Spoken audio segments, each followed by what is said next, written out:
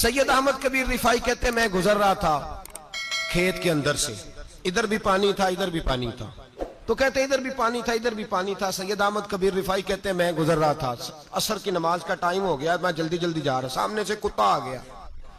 अब कुत्ता आया तो मुझे जल्दी थी, कुत्ता भी भीगा हुआ था। अब मेरा दिल करे कि कुत्ता नीचे उतरे तो मैं गुजरूं, कुत्ता खड़ा है कि ये साइड पे हो तो मैं गुजरूं। कहते हैं देर हो गई तो मुझे डर लगता था, मैंने कभी कुत्ते को भी नहीं झिड़का था, कभी कुत्ते को भी, अपनी इतनी हैसियत ही नहीं, झिड़का ही नहीं कभी किसी को।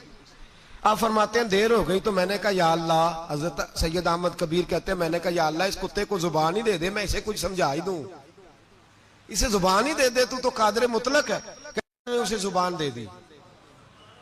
तो मैंने कुत्ते से कहा नीचे उतर जा, मैंने नमाज पढ़नी है। तो कहने लगा बाबा जी आप उतर जाए, आप उतर जाए, आप उतर जाए, मैं क्यों उतरूं? तो सैयद अहमद कबीर रिफाई कहते हैं मैंने उससे कहा कि बात यह है कि मेरे ऊपर नमाज फर्ज है, तेरे ऊपर फर्ज नहीं, तो मैंने नमाज पढ़नी है।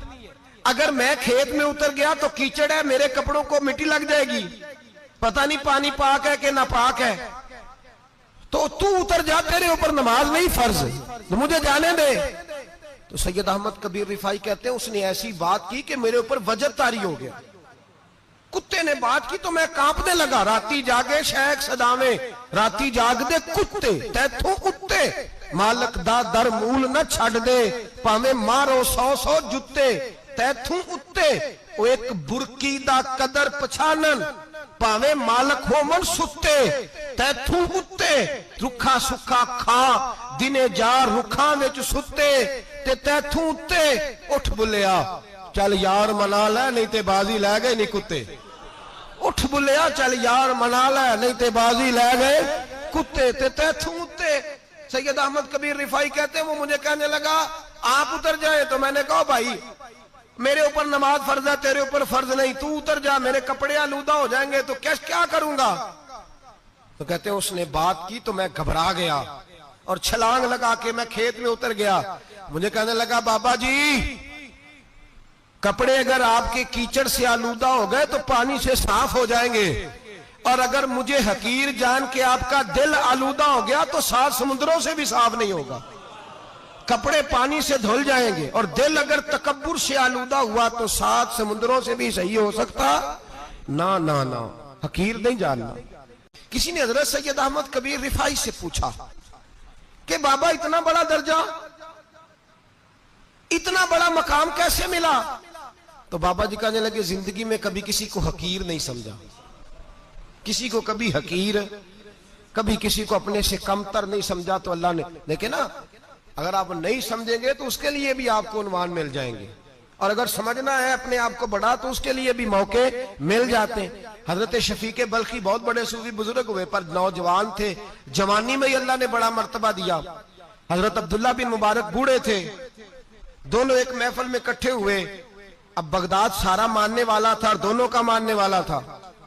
आखिर में दुआ बुजुर्ग कराया करते थे महफिल के इख्तिताम पर। हजरत शफीक बल्खी जनाब अब्दुल्ला बिन मुबारक से कहने लगे आप दुआ करें, आप दुआ करें, आप बुजुर्ग हैं, अब जिसने जो मानना है उसे उसके लिए उन्वान भी मिल जाएगा। हजरत सैयदना अब्दुल्ला बिन मुबारक कहने लगे बेटे तू दुआ कर, तेरी उम्र थोड़ी है, तेरे गुनाह भी थोड़े हैं, तेरी उम्र थोड़ी है, तेरे गुनाह भी थोड़े हैं। तो सैयदना शफीक बल्खी कहने लगे नहीं हुजूर आप दुआ करें, आपकी उम्र ज्यादा है तो नेकियां भी तो ज्यादा ही है ना, नमाजें भी तो आपकी ज्यादा है ना, रोजे भी तो ज्यादा, रमजान भी तो आपकी उम्र में ज्यादा है ना, आज भी तो आपने ज्यादा। अगर आपने किसी को अपने से बड़ा समझना है तो उन्वान आपको मिल जाए, छोटा समझना है तो उसके लिए भी उन्वान आपको।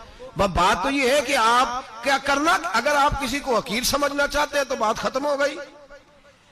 सैयद अहमद कबीर रिफाई फरमाते हैं जिंदगी भर कभी किसी को हकीर नहीं समझा। अल्लाह की सारी मखलूक की क्या बात है, अल्लाह कुरान में कहता है इन्नल्लाह ला यस्तही अन यदरिब मसलन मा बऊदतन फमा फौकहा, अल्लाह शर्म नहीं करता कि एक मच्छर की मिसाल बयान करे या उससे भी कमतर।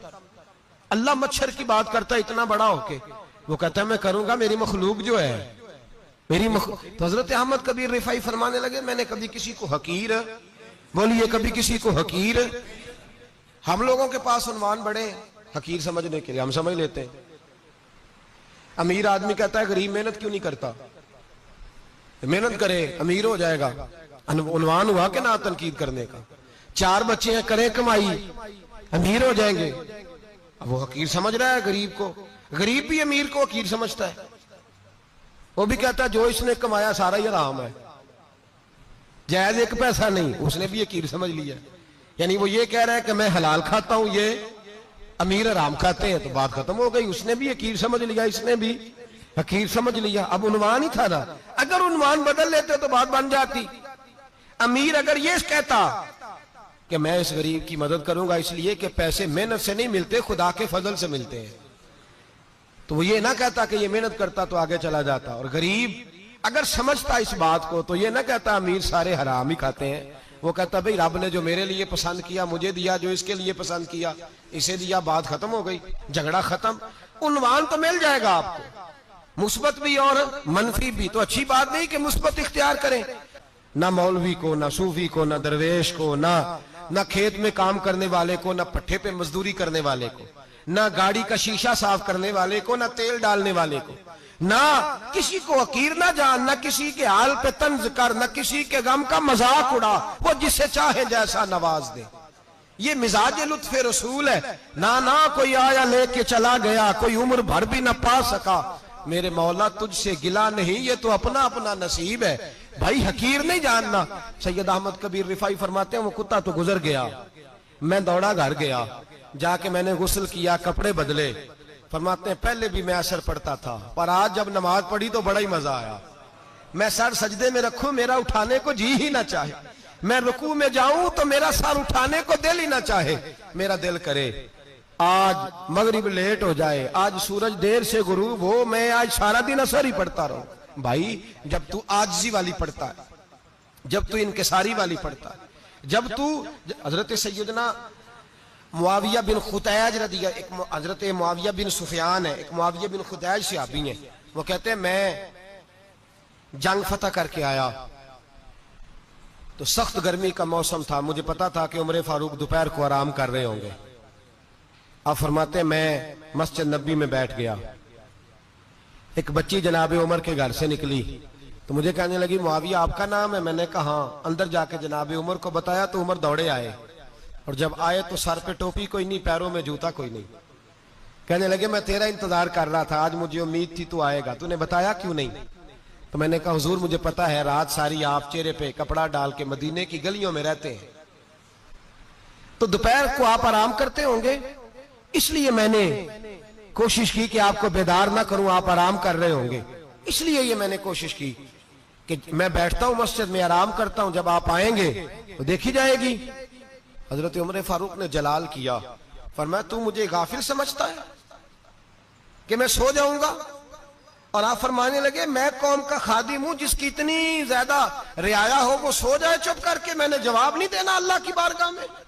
फरमाया मेरे अमीरों की तरह सोने जागने के वक्त मुकर्रर नहीं, मैं कौम का खादिम हूं, जिस वक्त भी आया करो मुझे जगा लिया करो, मुझे कब्र में जाके खुदा को भी जवाब देना है, मोहम्मद मुस्तफा को भी जवाब देना है। मेरे भाई याद रखे जब ये चीजें पैदा, और फिर हमने इन तकल्लुफात में, मैंने कई दफा ये बात बयान की है, अब तो लोग रिश्ते करते हैं तो डीसी कॉलोनी में किराए का मकान खरीदते हैं, 2-4 गैरों की गाड़ियां मंगा के दरवाजे के आगे खड़ा करते हैं, रिश्ता हो जाता है बड़ा घर देख के,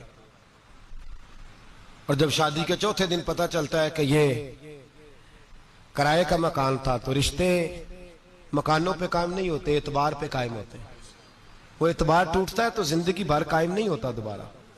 जो आप हैं आप वही रहें, जो आप नहीं है वो कभी बनने की कोशिश ना करें।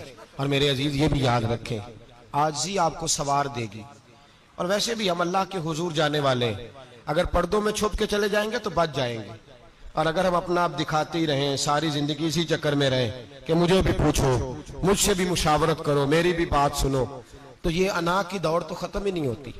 हिर्स सिर्फ पैसे की नहीं होती, हिर्स हवस शोहरत की भी होती है। और नबी पाक सल्लल्लाहु अलैहि वसल्लम ने इसको भी बयान फरमाया है कि ये जो तेरे अंदर चीज पैदा होती है ना, मैं जाना जाऊं पहचाना जाऊं, इससे भी अपने आप को बचा। सहाबा के बाद जिस शख्स की खिलाफत सबसे मजबूत हुई वो हजरत उमर बिन अब्दुल अजीज थे। इतनी बेहतरीन खिलाफत की कि लोगों को हजरत उमर का जमाना याद आ गया। हजरत उमर बिन अब्दुल अजीज, इराक में रहने वाली एक औरत थी। उस औरत का खामद फौत हो गया तो 5 बच्चियां यतीम थी। वो इराक से चली और जनाब उमर बिन अब्दुल अजीज के पास आई कि आप मेरी बच्चियों का वजीफा लगा दें। वो कहती है जब मैं पहुंची ना, यहां तो अब तो इस्तकबाल, आना जाना बड़े मामलात हैं। अब तो बच्ची की बारात आए और 5, 7, 10, 20 लोग दरवाजे पे खड़े ना हो तो बारात नाराज हो जाती है, कहते हमारा इस्तकबाल ही किसी ने नहीं किया। तो इस्तकबाल तो अब इस तरह है जिस तरह नशा नहीं होता, ये इस्तकबाल की हालत है, अमीरों से लेके गरीबों तक। मुझे पूछा ही नहीं किसी ने, कुर्सी नहीं दी, आगे नहीं बिठाया, ये वाला मामला है। और मैं मेरी तरह के लोग, नेक लोगों की बात नहीं करता। अब तो हम देखते हैं फला मौलाना का इस्तकबाल हो रहा है, फला के लिए लोग खड़े हो रहे हैं, नारे लग रहे हैं। और अब तो मैं देखता हूं ऐसे ऐसे हाथ लहराते हैं सूफी और दरवेश कहलाने वाले, जैसे सियासी लीडर लहराया करते। ये क्या तरीका हुआ? ये कौन सा तर्ज जिंदगी? मेरे नबी पाक सल्लल्लाहु अलैहि वसल्लम ने फरमाया जो ख्वाहिश करे कि मैं आऊं और लोग खड़े हों वो तो जहन्नमी है, तो दोज़खी है। सारे वही तरीके हम इख्तियार करते जा रहे हैं, वही प्रोटोकॉल है हर जगह। वो लोग जिनके दरवाजे खुले होने चाहिए थे, वहां भी हर वक्त के लिए मामला तय हो गए। याद रखें मेरे नबी पाक अलैहिस्सलातु वस्सलाम ने जो तालीमात दी, हज़रत उमर बिन अब्दुल अजीज रहमतुल्लाह ताला अलैह। औरत कहती है मैं पहुंच गई, मैंने लोगों से पूछा घर कहां है, तो कहा वो जहां बोरी लटक रही है ना बाहर, टाट का पर्दा लगा हुआ है, वो हजरत उमर बिन अब्दुल अजीज का घर है। कहती है मैं दरवाजे पे दस्तक दी, एक औरत ने दरवाजा खोला तो मुझे बीबी जान के अंदर बुलाया। तो उनके घर के अंदर जब मैं दाखिल हुई तो बड़ा सारा सेन था, एक तानिम कुआं लगा था, एक तरफ एक बड़ा दरख्त था और एक छोटा सा बनाई हुई थी जगह बर्तन धोने के लिए। और बीबी ना बर्तनों को मिट्टी लगा के, साबुन लगा के बैठी हुई थी, काम कर रही थी वो औरत। मुझे उसने दरख्त के नीचे बिठाया, पानी पिलाया। कैसे आई हो? मैंने कहा अमीरुल मोमिनीन से मिलना है। कहने लगी बैठो थोड़ी देर में आ जाते। कहती थोड़ी, मैंने समझा घर की कोई मुलाजमा है, मैं बैठ गई। थोड़ी देर गुजरी, फिर दस्तक हुई, उस बीबी ने उठ के दरवाजा खोला। तो जब वो शख्स अंदर आए तो कहने लगी बड़ी देर से बर्तनों को साबुन लगा के बैठी हूं, कहाँ रह गए थे? कहती है वो साहब कहने लगे बस जरा मसरूफ हो गया, तो दौड़े गए, कुएं से पानी निकाला, बीबी को दिया, उसने बर्तन धोए। कहती है फिर थोड़ा सा सिरका और एक रात की रोटी वो लाई, उस शख्स ने खाई। मैंने कहा कि ये दोनों घर के मुलाजम हैं, मियां बीवी काम करते हैं। जब वो खाना खा चुके तो वो औरत मेरे पास आई, कहने लगी उठ के मिल लो अमीरुल मोमिनीन से। मैंने कहा कौन अमीरुल मोमिनीन? तो कहने लगी कब से तो आए हैं, ये जिसने कुएं से पानी निकाला यही मुसलमानों का अमीर है, और ये जिसने दरख्त के नीचे बैठ के सिरके से रोटी खाई है यही। ये फरिश्तों की दास्तान नहीं, ये वो लोग हैं।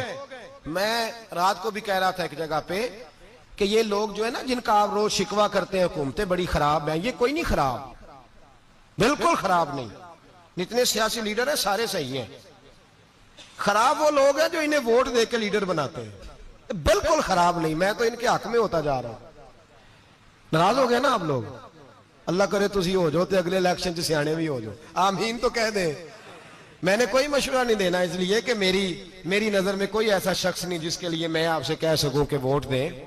और हम तो ऐसी बात करें तो कई लोग नाराज होकर चले जाते हैं, लेकिन कोई परवाह नहीं, इसलिए कि ये दीन मेरे नबी पाक का दीन सिर्फ मस्जिद का दीन नहीं। इंशाअल्लाह आइंदा जुम्मे नजरिया पाकिस्तान बयान करूंगा और बताऊंगा कि पाकिस्तान का मतलब क्या, ला इलाहा इल्लल्लाह मुहम्मदुर रसूलुल्लाह सल्लल्लाहु अलैहि वसल्लम। हुजूर का जो कुरान नाफज होगा मस्जिद में, वो कुरान कचहरी में भी नाफज होगा इंशाअल्लाह।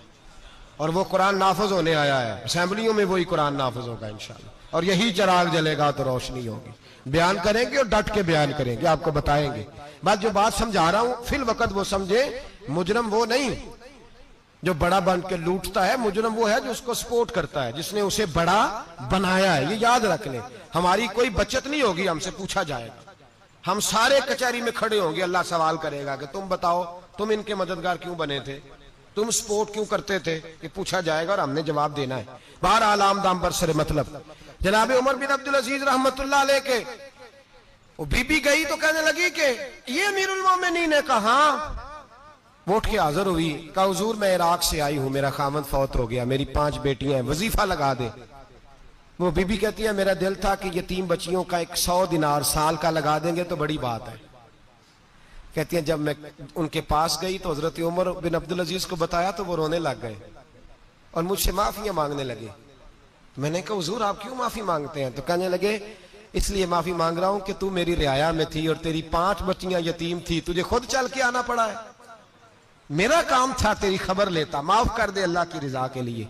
उन्होंने वजीफा लिखना शुरू किया तो मेरी एक बच्ची का 1000 दिनार साल का लिखा। मैंने कहा अल्लाह तेरा शुक्र है। फिर दूसरी बच्ची का 1000 लिखा तो मैंने कहा अल्लाह तेरा शुक्र है। तीसरी का 1000, चौथी मैंने कहा शुक्र है। जब चौथी का लिखा तो मैंने कहा अल्लाह आपका इकबाल बुलंद करे, अल्लाह आपको हमेशा इसी तरह फलता फूलता रखे।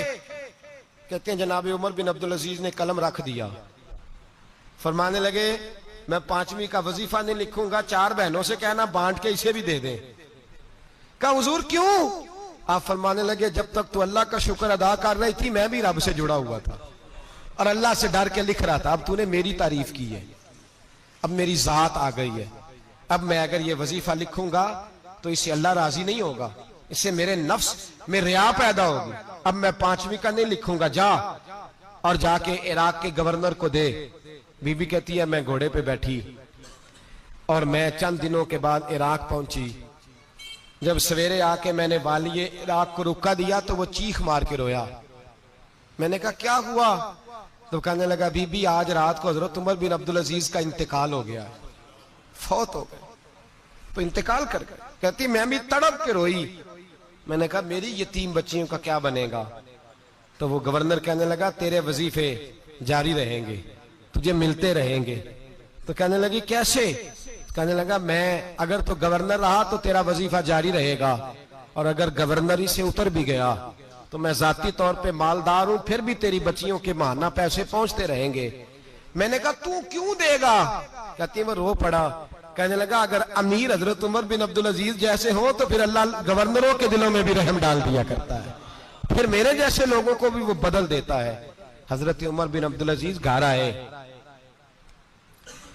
3 बेटियां थी। एक को आवाज दी वो आई तो उसने मुंह पे हाथ रखा है, दूसरी को आवाज दी वो आई तो मुंह पे हाथ रखा है, तीसरी को आवाज दी तो मुंह पे हाथ रखा है।